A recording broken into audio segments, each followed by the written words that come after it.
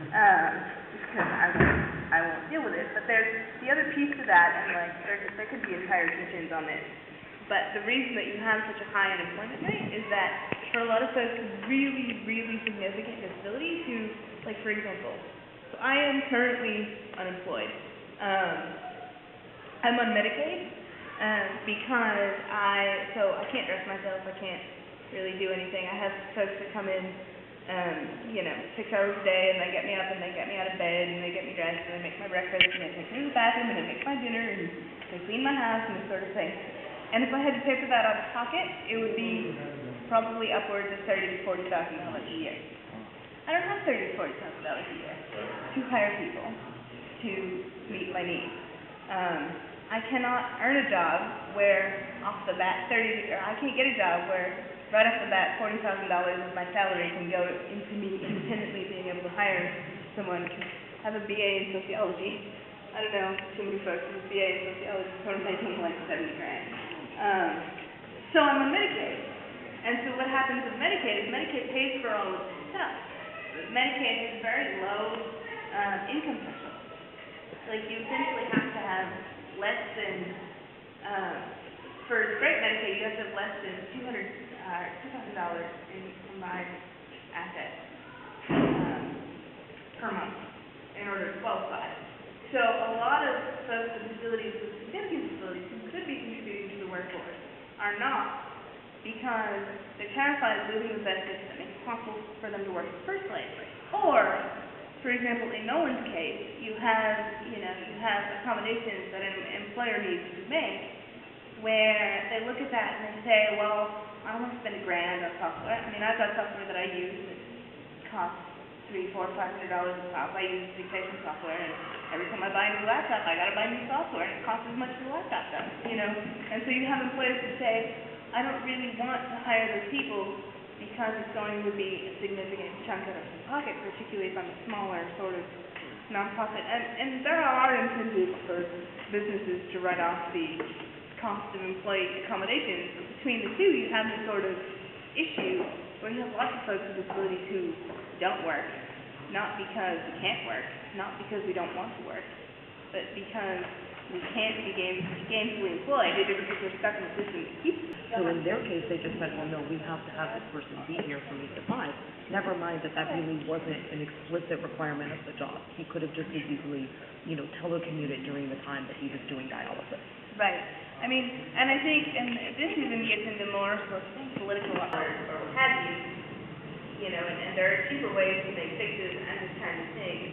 But there are a lot of employers and a lot of businesses that end up hiding behind, well, I can't do this, it's too expensive, it's too expensive, nobody with a disability is going to come to my business, and they use that as an excuse to not become accessible and to not hire folks with disabilities and this sort of thing. Involved. I think that people are generally accepting, but there are two things I want to note. Number one, I told some of you this story. I know I told it at the Welcome Wagon and a couple of other times, but at our 3-month anniversary party, we had a big mobile dance party, which we're having again tonight, so if you missed that one, come out tonight. I had a blast at that. I mean, we had tents. We were going through 6th Street, dragging our tents down 6th Street. We slept in a park. I crashed out in somebody's tent. It was great. I was approached by somebody a week or two later, and this person was like, yeah, there was this woman who was talking to me about where were you, or no, I think the way he approached me was something like, when were you by yourself at the party or something, and having a hard time or something, and I was like, what are you talking about? He was like, yeah, some woman was going to other people and saying, yeah, there was this blind guy at the party, and somebody left him alone, and I just felt so sad, and I was crying about it. And I'm just like, wow, so, somebody let their blind person off leash, and you're just crazy. And it really bothered me, not only that this person, it never apparently occurred to this person to come to me and say, hi, how are you doing? This is a fun party. I would hope that they wouldn't come to me and say, do you need help? But hey, isn't this a great party? Approach me on a level that I can be equal with them. Not only did this person not do that, but they actually went to others in this movement and told other people this sad, kind of humiliating story about me. And, I have to kind of counter that. For me, a win would be if somebody did this in the future, and somebody would be like, oh, Nolan? You're talking about Nolan? And like laugh and be like, wow, Nolan was perfectly fine. I'm sure he had a blast. Like, all right, I talked to Nolan and this is what Nolan said about the party, and like, you should have maybe talked to Nolan about this because there's so much more to him than the fact that he can't see you. That's one thing that I'll say, and I'll say one more thing about that particular topic, and I'll kind of shut up then. Basically, the idea is, like, I think that especially with disability, kind of like I said earlier, you might have missed this part, but basically I was thinking about how people learn lessons about race and gender and not discriminating against, somebody because of skin color and what have you, but they don't actually, like, transfer that to disability. And I think that especially when you have people who are really highly liberal and who don't think of themselves as racist or sexist or any of those ists, I think that when you confront them with the idea that, yeah, but maybe you're ableist, and you don't do it in a mean, militant way, but maybe you have some ableist thoughts, I think that makes people kind of uncomfortable because they see themselves as sort of like, no, that's not me, I'm not and you're not a bad person because you have some ableist ideas, you're a human being. I mean, I've said some horribly racist shit. And I felt really bad about it 3 seconds after it comes out of my mouth. And the thing that I learn about that is, it's not necessarily, okay, if you say it constantly, then it is what you say. But it's not necessarily what you say, it's what you do about it afterwards. And if you say something and you realize, that was kind of racist of me. Why did I say that? I said that because this is the idea I'm carrying forward. Okay, let me notice that idea in myself and notice when that idea comes up again and maybe suppress it and not act that out, or basically tell myself, no, you shouldn't think of, somebody is this way because they have this skin color. When you do that, that's when it's fine, and you don't need to beat yourself up about it. You don't need to feel guilty or bad. You just need to kind of be like, yeah, I'm a human. Show yourself some compassion and be like, yeah, I'll do better next time. That's all we can do is do better next time. Well, and I'll say this also with what regard to Nolan said, and also with regard to Occupy. One, I've gotten to the point where I expect that I'm going to spend a lot more time beating my head against the wall vis-a-vis liberals and leftists and disability than I do conservatives.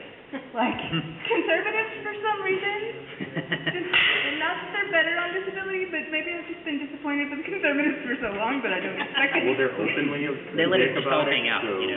Yeah.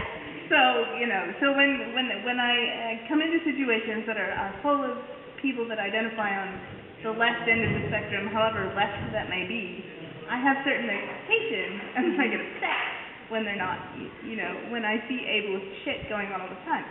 Now, saying what I said about Occupy earlier, I think Occupy in general, and not just Austin, but Occupy as a whole, has a whole lot of work to do on ableism, because I think, we didn't really talk about ableism as ableism that much, but I think a lot of how ableism functions, like, nobody's coming up to me and saying, oh, hey, there's a cripple here, what do we have to do, and nobody's coming up and saying, no, we're intentionally going to have something in an inaccessible space, or, no, this person is not welcome here, but I feel like ableism within Occupy occurs in some really more insidious forms.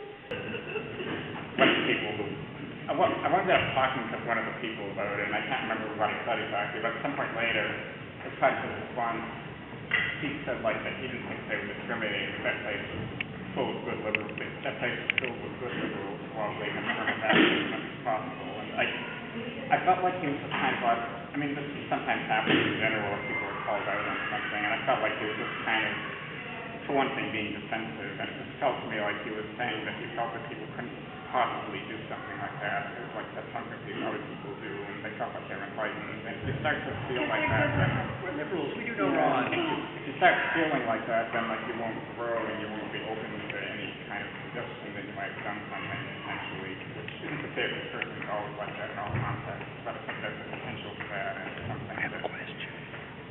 I think that's the more important thing anyway, sorry I'm rambling, but to be open and so at least listen if people are saying something to you that's feeling that you've done something that isn't appropriate.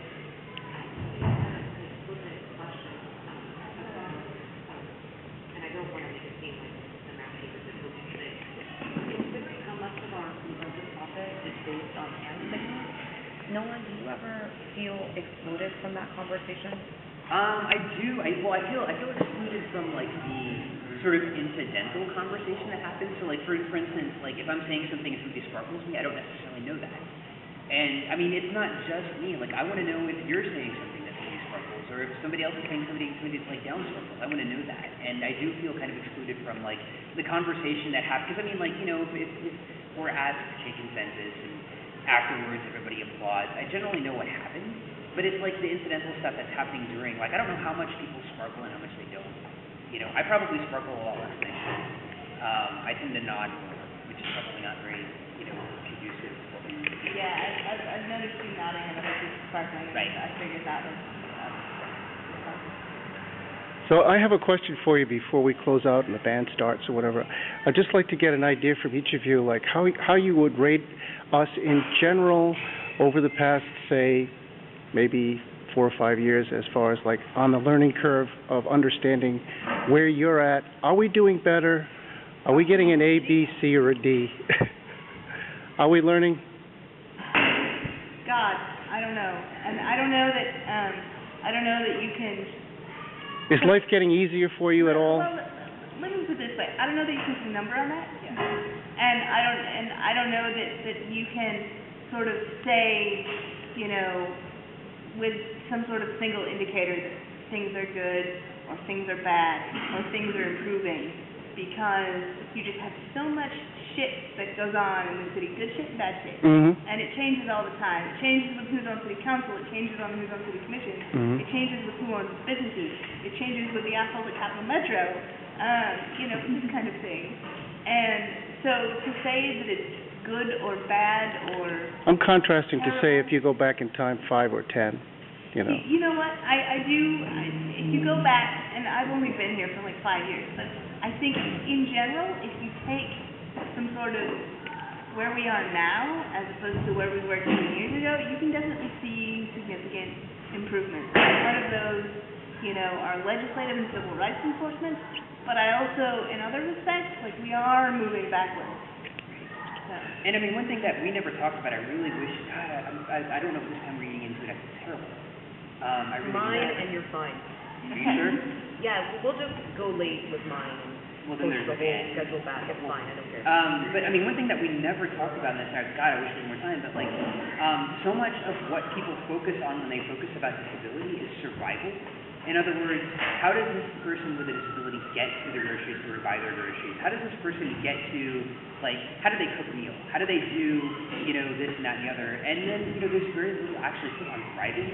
So in other words, you can spend all this effort on surviving, but at the end of the day, if you want an accessible game, well, here's accessible Monopoly. I mean, it's like, you get this easy game from, like, however old Monopoly is, like, decades and decades old, but only actually, like, nobody wakes up in the morning and says, I really want to go to the grocery store today. I really want to run errands. So, like, we get up and we say, yeah, I really want to do something meaningful. I want to go have fun with my friends. I want to go, do stuff. And I feel